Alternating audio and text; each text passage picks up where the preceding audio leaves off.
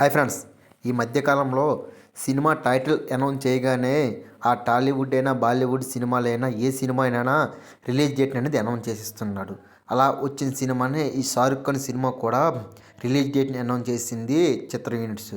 అయితే బాద్షా షారుఖ్ ఖాన్ సినిమా కొత్త cinema new కింగ్తో రిలీజ్కు సిద్ధంగా ఉన్నట్టుగా తెలుస్తుంది.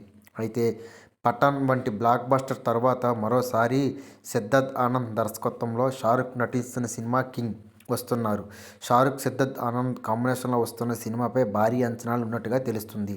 అయితే డింకీ ఫ్లాప్ తర్వాత సాలిడ్ హిట్ కొట్టేందుకు మరొకసారి సిద్ధార్థ్ ఆనంద్తో చేతులు కలిపాడు షారుఖ్.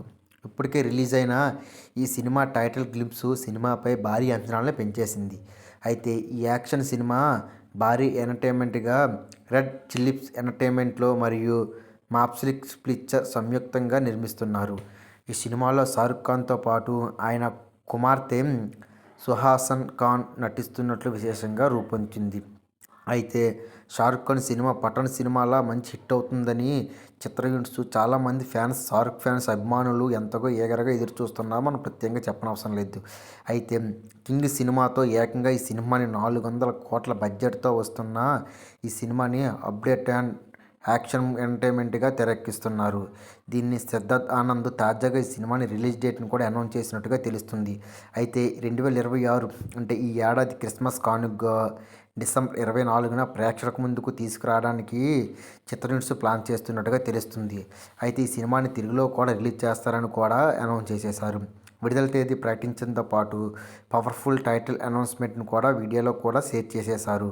కాగా ఈ సినిమా యాక్షన్ ఎపిసోడ్ కోసం హాలీవుడ్ నుంచి కొంతమంది టెక్నీషియన్లను రప్పించి సినిమా షూటింగ్ చేస్తున్నారు.